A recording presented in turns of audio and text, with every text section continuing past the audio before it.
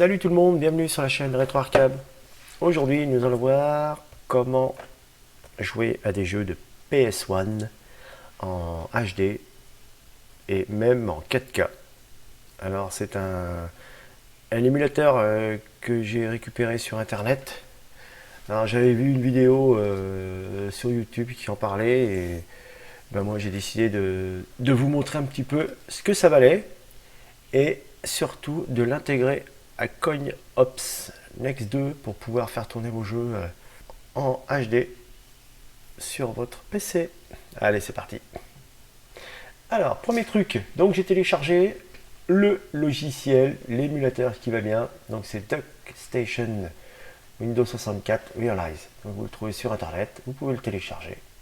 Donc ce que j'ai fait, c'est que j'ai intégré DuckStation Windows 64 Realize dans mon CoinOps Next 2. D'accord. Donc je l'ai intégré au niveau des émulateurs. Vous voyez, DuckStation Windows 64. Donc, ce que j'ai fait, je ne me suis pas embêté, j'ai fait un copier et je l'ai collé ici, tout simplement.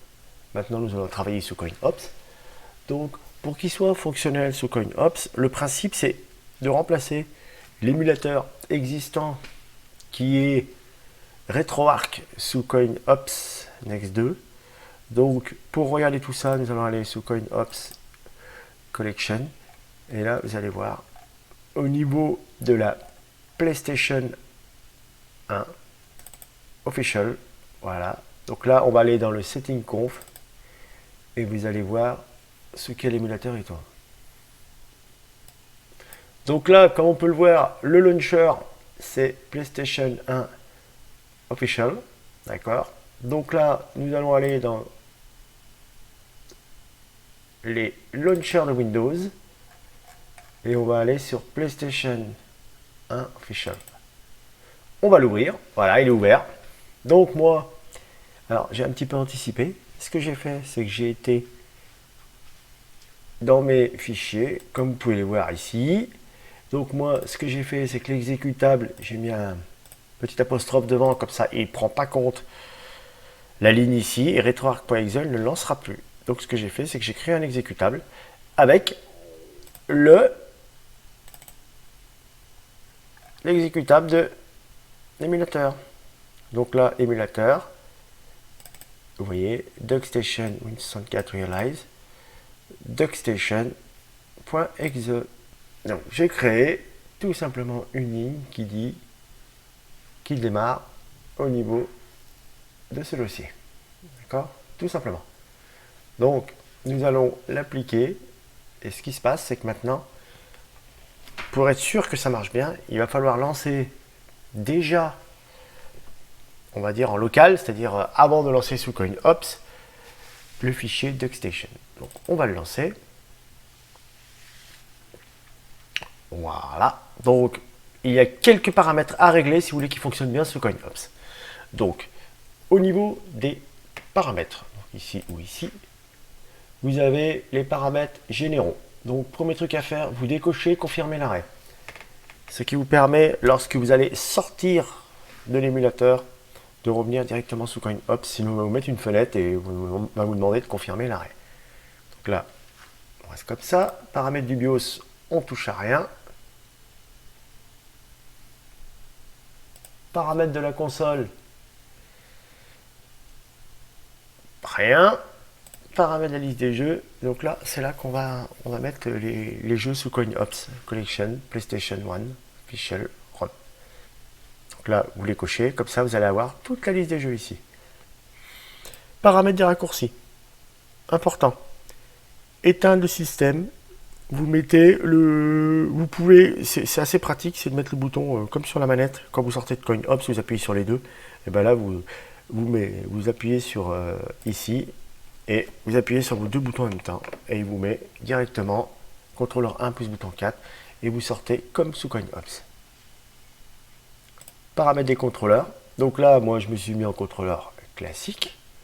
Sachant que vous pouvez, selon votre manette, charger un profil. Vous voyez, vous pouvez vous mettre en Xbox Controller, PlayStation. Enfin, vous avez largement le choix. D'accord? Paramètres des cartes mémoire, on touche pas. Paramètres d'affichage. Alors c'est là que ça devient intéressant. Donc vous mettez en D3D11. Vous pouvez mettre en Vulkan aussi. J'ai pas essayé, mais ça marche aussi normalement. Voilà, vous mettez votre GeForce. Je sais que les paramètres Vulkan marchent pas mal aussi. On va essayer d'ailleurs. Là, ce qui est très important, paramètres d'amélioration. Donc là, voilà, c'est là que vous rentrez dans le vif du sujet. Vous pouvez mettre donc automatiquement basé sur la taille de la fenêtre en une fois. Donc c'est-à-dire qu'il va avoir la résolution de base. Donc c'est pas très joli. Et là, à partir de là, vous pouvez mettre en 720p, en 1080. Vous essayez en fonction de votre carte graphique. Si ça commence à ramer, vous rebaissez d'un cran et vous testez. Donc moi, je me mets en 1080. J'ai essayé, ça passe un peu, ça passe. Faut pas que j'aille plus loin. Voilà, ça c'est le lissage, c'est-à-dire ça vous lisse tout ce qui est caractère, tout ça. Ça fait beaucoup d'effets aussi. Ça marche très bien. Voilà, échelle du lissage, on coche. Moi, j'avais laissé comme ça. Et le reste, je n'ai pas touché. Voilà. Ensuite, post-treatment, je ne touche pas. Paramètres audio, ça fonctionne, donc je laisse comme c'est. Et les paramètres avancés, pareil. Voilà, vous fermez. Ce que vous pouvez faire, c'est avant de lancer votre CoinOps, c'est de tester un jeu pour voir s'il fonctionne bien. D'accord? Une fois que c'est fait, vous fermez et vous lancez CoinOps. Maintenant, nous sommes sur la PS1. Donc, le premier truc à faire, c'est de regarder si on lance bien le bon émulateur. C'est parti. Et là, on va lancer. Qu'est-ce qu'on pourrait lancer? Tiens, Gran Turismo, par exemple. Gran Turismo. Donc là, vous voyez DuckStation qui se lance. C'est bien, on a le temps de le voir. Alors, j'ai pas activé le plein écran. Donc, vous faites Alt-Enter ou plein écran. Et normalement, il devrait rester après. Voilà.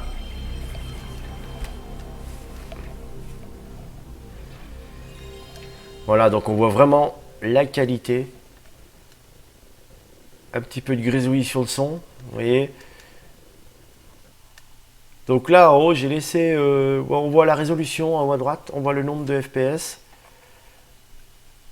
Les ressources CPU. Alors évidemment, les cinématiques, elles ne sont pas en HD, hein, forcément.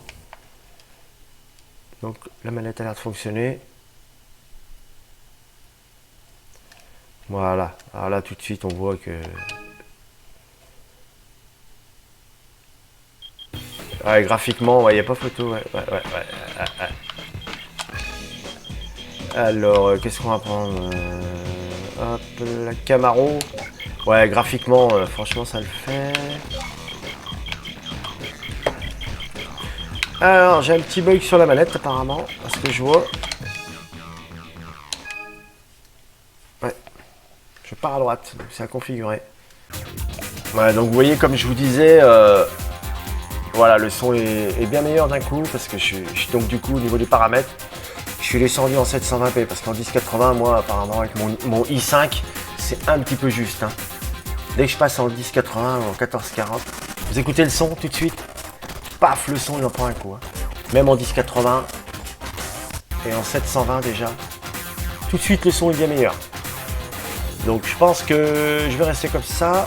Au niveau des paramètres, j'ai des petits soucis au niveau du contrôleur.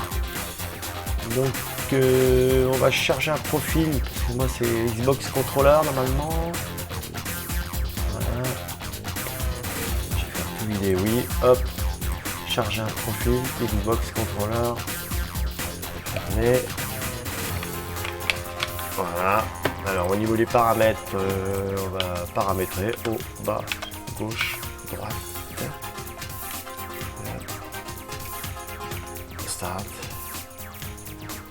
Le triangle, la croix, le rond, le carré, L1, R1, L2, R2, L3,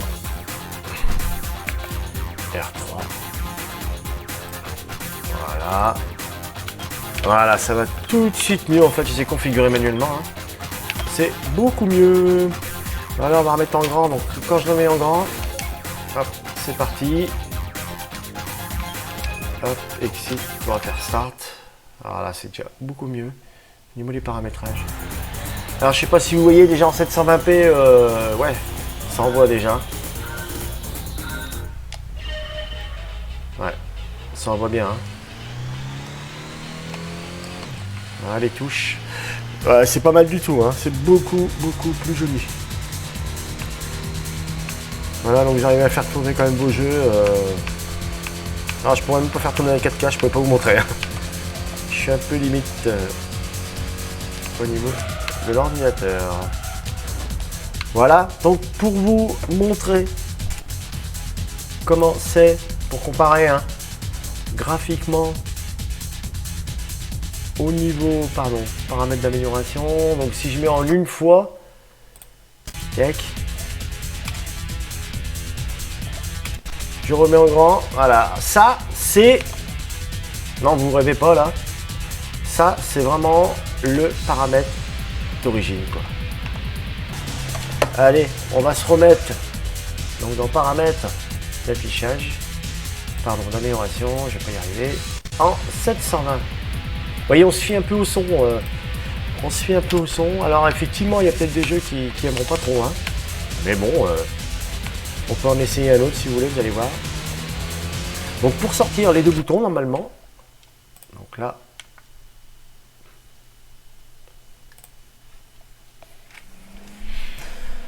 Allez, on va s'en essayer un autre.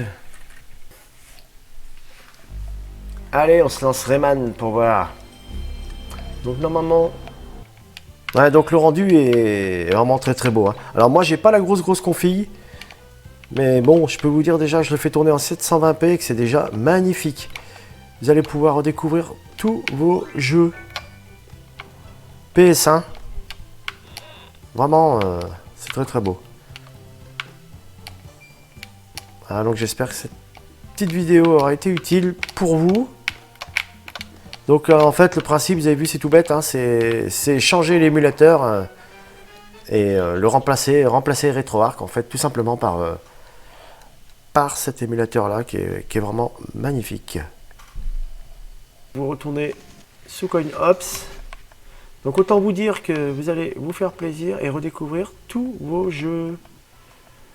Voilà. Donc c'est pas très compliqué, tout le monde peut le faire et c'est apparemment un super émulateur que je viens de découvrir. Voilà, donc j'espère que cette petite vidéo vous aura été utile et je vous dis à bientôt. Salut!